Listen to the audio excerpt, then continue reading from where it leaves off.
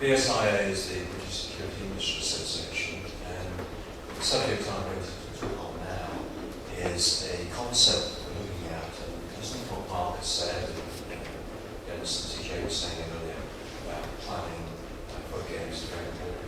I don't think, though, you can split training and recruitment apart. And this is a concept which we've been looking at, and which I think is one which can be used in future games in other countries. I think the first thing, just to make clear to everybody, we say that it's about further education. Well, further education in itself is separate to higher education in the UK, higher education in universities, further education in the local colleges, of which there's something like 460 within the UK.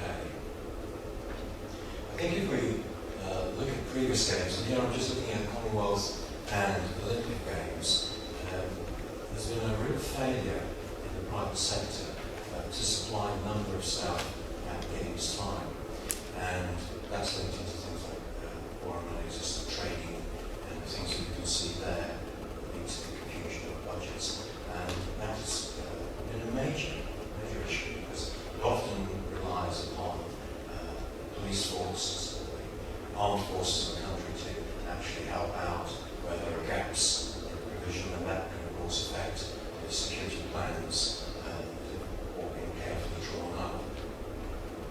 And if you look at the typical thing about an industry, and I think this is typical of any security industry anywhere in the world, first of all, it's a bit of a grudge purchase, low pay, and so it tends to run permanently and established. Certainly for the Olympic Games, these games happen right in the holiday period, when people, staff are being sent to on holiday. Then customers, and one shouldn't forget customers, they have a related demand as well, and they want their suppliers, their existing suppliers to supply more people and guarantee them the supply. And then there are a plethora of events that happen around the Olympic Games that also have demand, and they tend to be ones which are low risk and attractive to the security industry. They can charge high margins, and probably actually prefer that type of work. And then the private security industry is not an industry which works cooperatively. They are independent companies, so every company has its own requirements. And this isn't just, of course, security and stewarding games, is everything else. Estimated that in London there will be 140,000 people working at games time. My own experience is that if you've got people doing security and stewarding work, and somebody else says, well, we'll pay you an extra 10, 20 pence an hour to flip a burger, jackets off, and they're moving across to do that job. So there's real competition, it's not just from the security industry. And then there is, we were talking those things earlier, and I don't know how much experience people have of those other events that happen outside of the main events. One you can't quite say, well, is a concert going to come on? Is a conference going to take place? They've got a demand in their own right. So those other events will add on to that 140,000. The private security industry is not prepared to sleepwalk into 2012. It has been the case, I think, in previous events, that has actually happened. And it's happened for two reasons. The first is there has not been an early engagement of the private sector in the planning. That's not so for 2012. That is actually taking place. And then there are all those other events. It becomes a procurement issue. So rather than engagement, you move straight to procurement. Procurement is generally late. I think, for example, in Australia, in Melbourne, the private contractor was actually appointed about 8 months after the games. These are the problems. One of the things that we've been looking at here in the UK is actually at the further education colleges.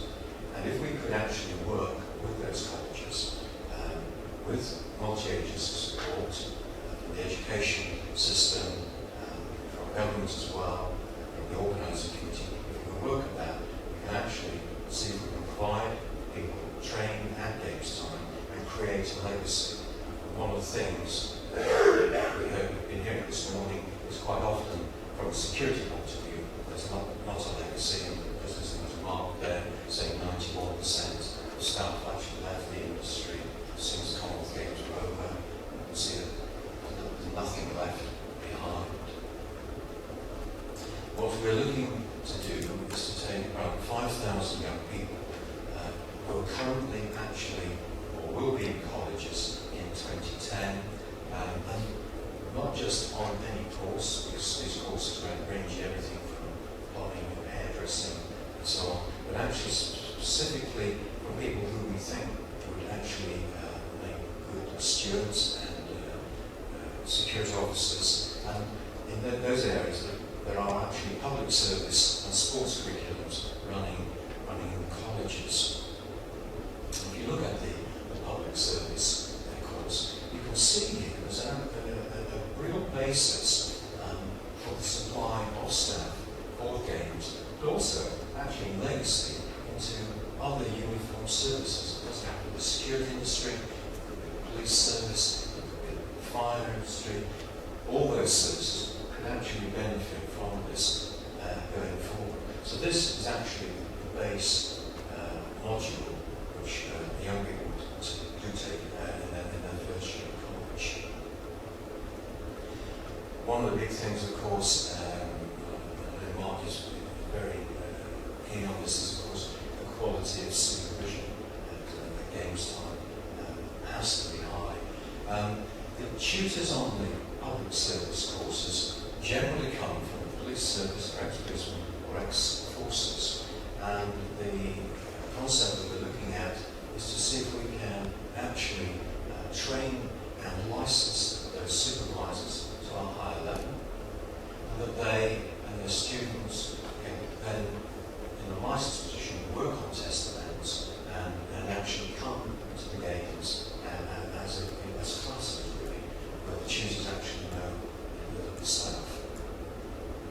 There will be qualifications that come out of this. The majority will be licensed. If student isn't licensed, they can still receive qualification. It gives us the opportunity to bring, and Mark was saying about different qualifications that there are in the student sector, to bring those together. From a mag and bag function, we're looking at for the first time to create a qualification in search, and that will not just be search for mag and bag, but we're looking at search for Transect, for the airports, search, taking in police search requirements, and those of the organising committee. So there is actually a qualification for the first time in search, and that would be a module of the licensing program. I mentioned it's got legacy. We believe that it's got real figures.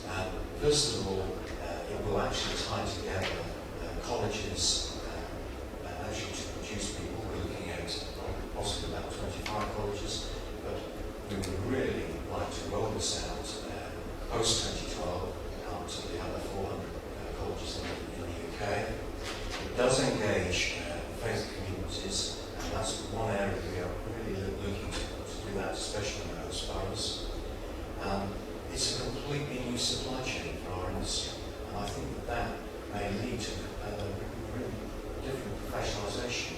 You've got people like G4S saying, well, put security just to one side, we require people for the prison service, we require people for immigration work.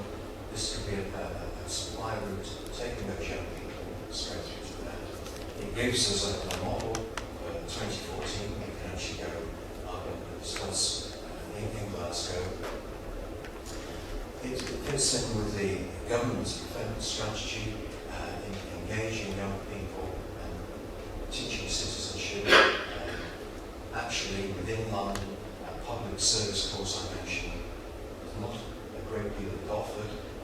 It's very popular elsewhere in the country, so we can drive that in. We should be able to plan well, looking at that in 2010 and see how many